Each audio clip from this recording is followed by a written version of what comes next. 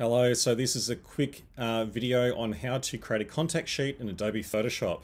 So it doesn't matter what version of Photoshop you have, I believe this works right down to version CS of Photoshop. Okay, so let's go down to File, then we move down to Automate, and then Contact Sheet 2.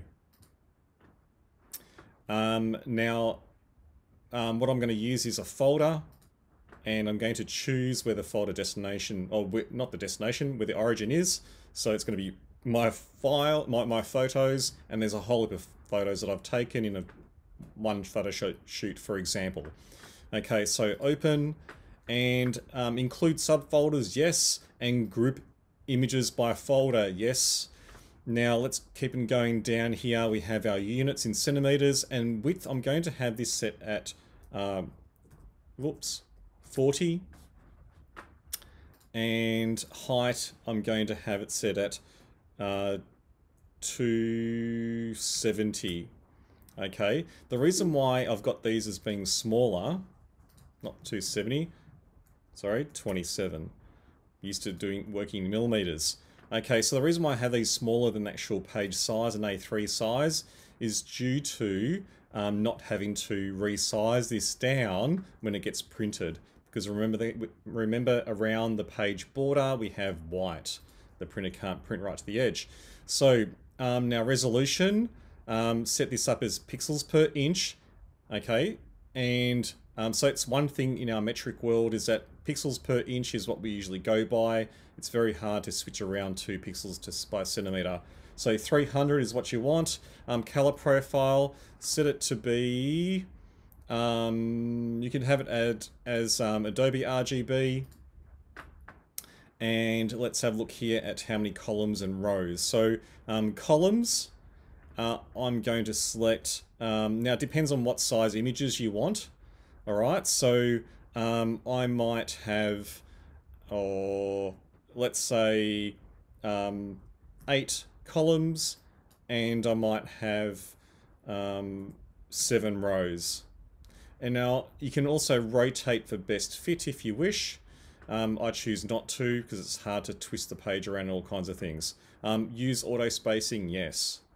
Okay, so here we have use file name as caption. Yes, so my font's going to be Lucid Grand, and it's going to be regular size, and I'm going to change this point size down to 9.5 point. Doesn't do point increments. Let's have this as 10 instead. Okay, and after that, check it all, and now you click on OK. So now Photoshop's going to create automatically a contact sheet of the work. I've got quite a few images in this folder, so it's going to take a little bit of time. It pays to have if you're working on a laptop, pays to have your laptop hooked up to mains power so that the processor runs a little bit better, okay? Because I believe at times with the particular laptops that the CPU and GPU are restricted in terms of how much power they're using when it's just running off battery.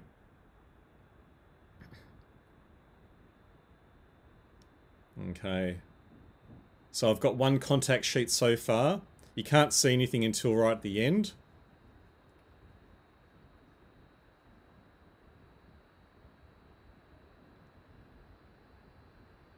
You used to be able to actually see this constructing it right in the first contact sheet version, which is contact sheet version 1.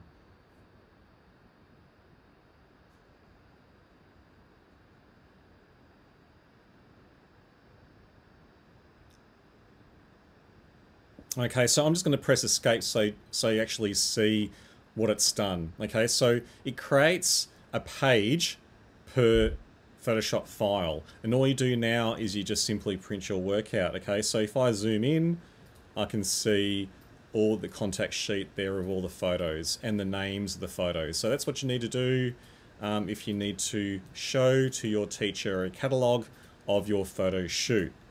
Okay, so if you teach, if you're learning photography, for example, I would most likely use Lightroom for that, because it also enables you to have some of your metadata in the title here, as opposed to in Photoshop you just have the name of the file. And that'll be all. Thank you. Bye.